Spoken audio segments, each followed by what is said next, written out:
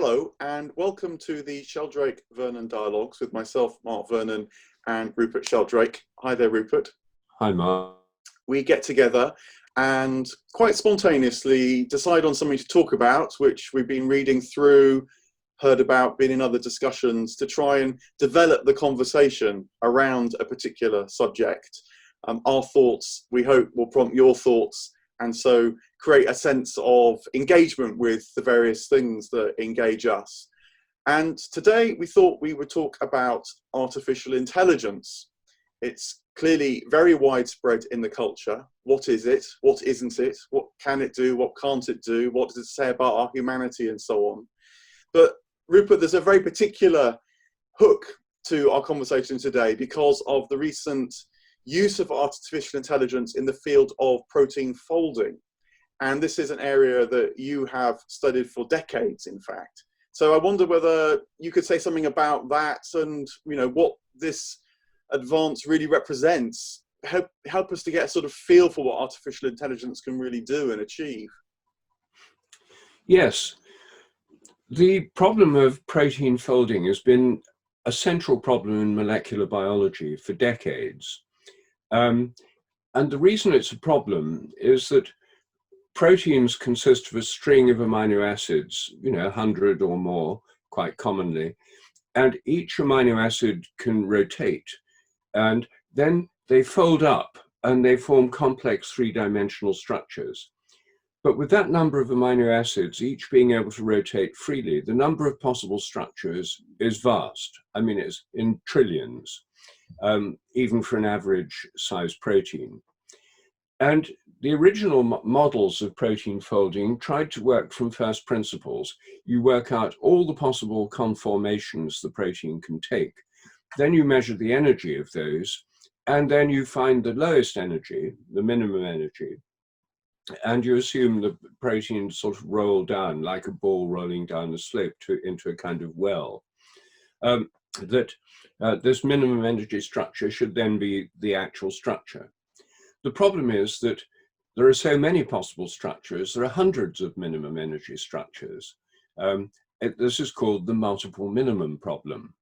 And this has dogged this entire field of research ever since the 1970s. And I myself got interested because I think that protein folding, which happens much quicker than it ought to, involves morphic fields and morphic resonance. I think it involves habits and a kind of memory and formative influences over and above random search. Random search for the minimum energy structure, where even if it could find a single minimum, has been calculated to take longer than the age of the universe for a simple molecule like ribonuclease.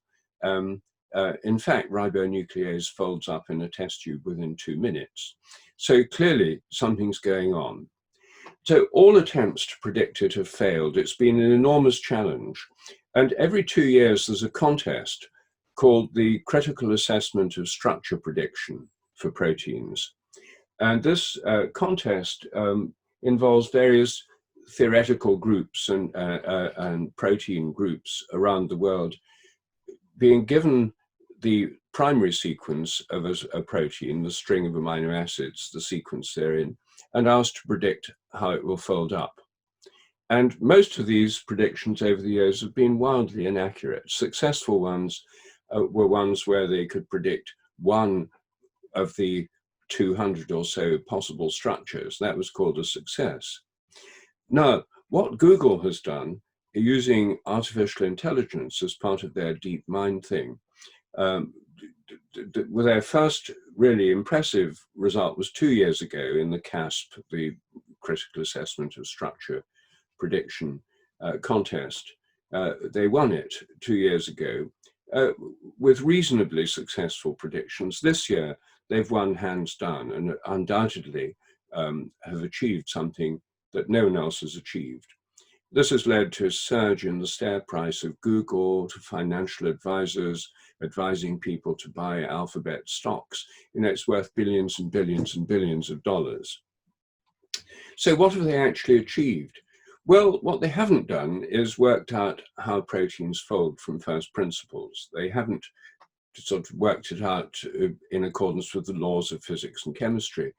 What they've done is applied a kind of artificial intelligence pattern recognition system. So they've taken thousands of proteins where the structures are known, and then they take the unknown one and compare it with the known ones and find the nearest match, and use the existing knowledge to predict what the unknown one will be. And this has turned out to be a very successful approach. What it doesn't do is give a deep insight into the way proteins fold up. It doesn't give a deep understanding of the nature of nature, of how proteins fold, or whether or not there are habits and memories involved, as I think there are. It doesn't shed any light on that. It's simply a way of recognizing recurrent patterns.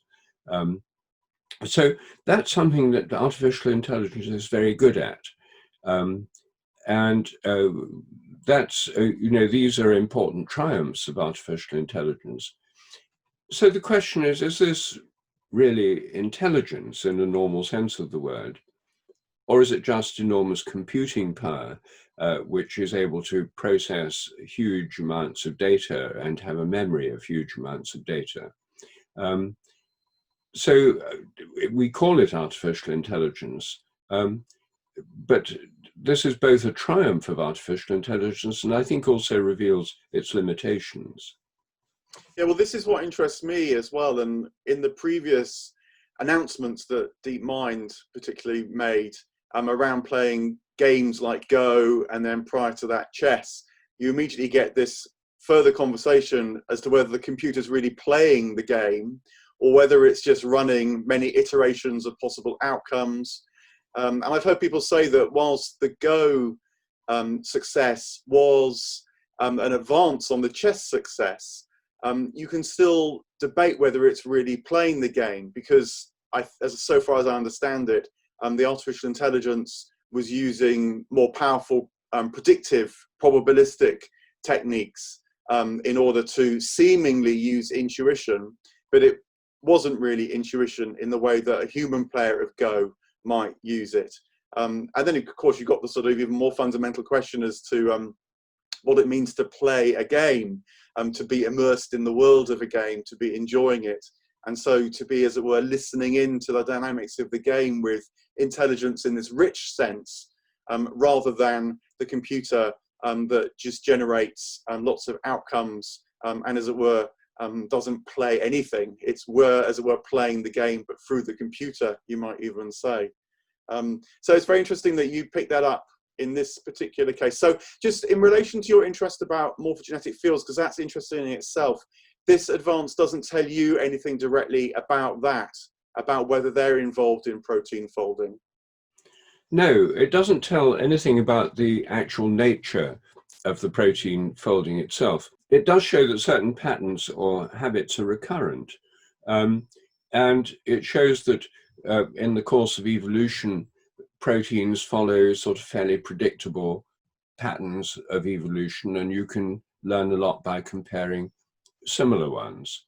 It's a bit like if you are studying the evolution of fish and you're studying a particular family of fish or insects or plants or whatever. You get to know the various kinds within that family, and when another one comes along, a new species comes along, you can see how it fits in that general pattern.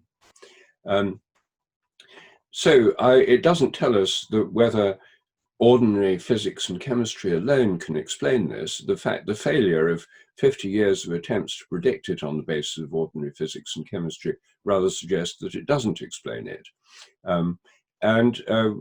That's why I think morphic resonance must be playing a part in this. Morphogenetic fields organizing the folding protein, restricting all the possibilities to a very limited number. How morphic resonance works is through creating habits in fields, and those habits restrict possibilities. Out of millions of possible forms, the field shapes and channels the development of the protein as it folds up in one particular way instead of all the others. It restricts possibilities. But this Google prediction is fairly neutral as to how proteins actually fold up. That's really interesting. Because the other element that gets me is the way that these advances are sold, particularly sold to the general public. And your comment there about how it's very good for the stock price, I think must play into this. So, for example, the newspaper that I read that reported this advance with protein folding, the headline was "Google solves the mystery of life," which clearly is a sort of massive inflation. Good for the stock price. But it worries me because I think one of the things that happens insidiously with artificial intelligence advances, without denying the advances at all, is that we kind of lose our imagination as to what, in this case, life might be, or as we're talking about more generally, what intelligence might be. And so my interest in this area is working on different kinds of intelligence, and in particular, trying to work out whether there can be such a thing as spiritual intelligence, which many wisdom traditions, spiritual traditions seem to imply there is, that there's a way of being in the world that requires a certain kind of perception, say, of the world, and that is very, very different from artificial intelligence. But my worry is that we kind of lose the imagination to have different kinds of intelligence, and then of course you get the sneering comes in, and the mocking of notions of spiritual intelligence and so on, which sort of starts to police the area as if artificial intelligence is the only way to go. I mean, just to give a bit more of a sense of what the differences might be, I feel like artificial intelligence treats the world as problems to be solved, decisions to be made, kind of formula to be followed through.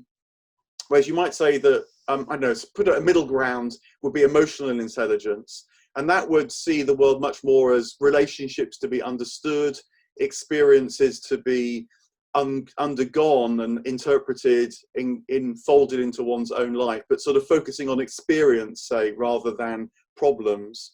And then I think spiritual intelligence would do a different thing. Again, it's much more interested in the quality of being itself. What's it like to actually exist in the world? Not just to be aware of experience, but to have awareness itself. And how when you focus on awareness itself, that opens up different dimensions of reality when you get more into the quality of awareness. So spiritual intelligence would come in when you develop a meditative practice that's more than just about the therapeutic gains you might get, being able to negotiate emotional ups and downs better. But when you start to realize something about the nature of thought itself, and so the way that things arise and fall, and how there seems to be a steady presence, which in the tradition might be called pure consciousness, that lies behind that. Spiritual intelligence can become aware of that aspect of reality, which is miles away from artificial intelligence, for all that artificial intelligence might bring. But I think we need the spiritual intelligence because ultimately we have that as part of our makeup, part of our being. And if you cut off or sneer at that quality of being in the world, then you start to reduce the sense of what it is to be human, and there may be all sorts of knock-on effects of that. Does that make some sense? Yes, that makes total sense. Emotional intelligence is less controversial, I suppose, than spiritual intelligence. And it's obvious that emotional intelligence is important in normal life. It's also obvious that the model of the mind that late 20th century cognitive psychology put forward was that the brain is a computer, basically a kind of digital computer processing algorithms, and the mind is the software that runs the hardware of the brain. That familiar image, seeing the brain as essentially computational, left emotion out completely. So when Antonio Damasio came along with his book Descartes' Error, and as a psychologist argued that emotion influences the way people think and react, this was hailed as a breakthrough within psychology because previously the previous models were entirely non-emotional. They were just like computer data processing. Well, for most normal people, it's not an enormous breakthrough or discovery that emotion influences reactions or the way we think or respond. I mean, it's blindingly obvious. And so it's clear that that model of intelligence and of minds had left out just even normal everyday emotions, let alone spiritual insights and spiritual intelligence. And I think one of the driving forces for artificial intelligence, you remember 20 or 30 years ago, we were always reading about fifth generation computers. The Japanese were investing, were they going to overtake the West and that sort of thing, which were going to be kind of super brains that would take over the world and render us more or less redundant. I think this was part of the materialist project. The materialist project says that nature is made of unconscious matter and essentially working like machines. We're machines, our brains are machines. However, some people argued we are not machines because we're intelligent. They say, well, just wait a few years and artificial intelligence will prove that machines can not only do what we do, but do it better. Therefore, making machines that would prove that we're machines. A very curious kind of argument that, to go to enormous lengths to prove we're unconscious machines. But we're so smart, we can actually make machines that are as intelligent or more intelligent than us. It's a very weird, convoluted argument, which was very much part of the kind of atheist materialist worldview. Now, the limitations of artificial intelligence, I think, have become much clearer to most people. And these triumphs are really there, as you say, but it obviously leaves out an enormous amount as a theory of intelligence, because it's clearly just one kind of processing or computation that these things can do, or maybe several different kinds that can be done on computers, but they certainly don't include emotional intelligence, and certainly not spiritual intelligence, which goes to the very root of consciousness itself. And of course, these computers are not usually considered to be conscious. I don't think they're conscious. I think they're just machines. They obviously are machines. It leaves untouched the whole question of consciousness, creativity, and the nature of the foundations of consciousness. And I think that's been a change, actually, even within the artificial intelligence world, that generally speaking, people don't expect artificial intelligence to replicate human intelligence. They now talk about it as becoming an intelligence that has its own qualities. And so people will talk about general artificial intelligence that is more applicable across wider and wider domains of life, hoping for that. I was involved in a really fascinating discussion the other day as well about how an artificial intelligence, in a way, would be able to monitor all that's going on within itself, and so would be completely transparent to itself. It could watch, as it were, all the tickings over in its sub-circuitry. Whereas for us human beings, we're not self-transparent. There's very substantial parts of ourselves that we have to work quite hard to become more and more conscious of. And whilst in the first pass that seems like a disadvantage, this argument went that actually being able to live in a world where things aren't transparent to you is a crucial part of discovering more and more and more about the world, because you get interested in this edge of what you see and what you don't see. It fosters desire in order to know more. And that this feels like very much part of the spiritual quest, in fact. To put it another way, you might say that the negative approach to understanding reality is as important as the positive. So saying in negative theology what God is not. We don't know what God is, but God is certainly not mortal. We don't know what God is, but he's certainly not visible. So you talk about God being immortal and invisible. And this becomes an advantage given that reality is multidimensional. It's not just, as it were, on a surface where everything in principle is transparent to it, but requires different kinds of engagement, different kinds of consciousness in order to engage more deeply with reality. So this was another argument about why human intelligence needs this spiritual intelligence in order to engage fully with reality in a way that, in principle at least, an artificial intelligence that understood itself completely, is it where it might never think to look beyond itself. Whereas for us, that happens all day, every day.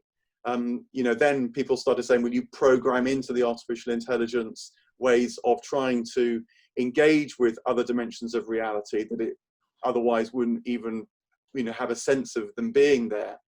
But then the argument went on a stage further, and we noted how spiritual intelligence often develops through periods of breakdown. In the technical jargon is that it's tropological intelligence, so that something has to turn, has to evolve, has to be undergone. And this is quite a common experience, that you live your life, then something happens, say a death that you experience. You can't cope with it for a while, you become overwhelmed by the experience, but then you move to a new stage where you realize that death and life go together, and that actually by almost leaning into a difficult experience, more of life shows up, in fact, something you just never had anticipated before. But you feel you get in touch, say, with a sense of life that holds all things together, whether they're living or dead, whether they're alive now or have been alive previously. And certainly in therapy, this has become something that's really important to be able to do in order to be able to integrate all sorts of factors into the present moment. So, this idea of how spiritual intelligence requires experiences that, again, the point is that you can't sort of imitate them. You can be told about them, but it's a bit like death. If you can be told about death, that death happens, but it's not until you actually undergo the experience of someone dying that you really know what death is like and know how to relate to it, and that's becomes a growing point. There's something about it. Maybe a simpler analogy would be like riding a bike, that you could, as it were, tell a computer how to ride a bike, but it would need to actually get on the bike like we do, have a sort of body in order to be able to do it. Now, in that case, you might imagine that a computer could be given a body and so learn to ride a bike. But actually, the embodiment issue is interesting in itself, because I think, too, there was an old argument that, in principle, you could replicate human intelligence and then download it onto any system that was capable of running the programs. Whereas I think now it's much more accepted that the kind of body you're in does affect the kind of intelligence that you have and are capable of. So there's a sense of these things opening up, actually. I think it's actually called 4E in the intelligence world, which includes embodiment. But I still want to try and articulate what this further spiritual intelligence might be, because it's almost like by seeing it, we see the richness of it, and don't just reduce everything to the domain of problem solving, which artificial intelligence clearly is so good at. Yes. A lot of our own mental activity is sort of physiological. I mean, we're not usually conscious of the beating of our hearts or the lungs, the breathing rate, although we can influence, they are influenced by our state of mind. If we're frightened, the heart beats faster, and we can control our breathing, as in pranayama and other breathing exercises. But also a lot of our, what cognitive psychologists would call computational activity is unconscious. The cerebellum, for example, seems to be a largely unconscious part of the brain, concerned with organizing movements, like in riding a bicycle.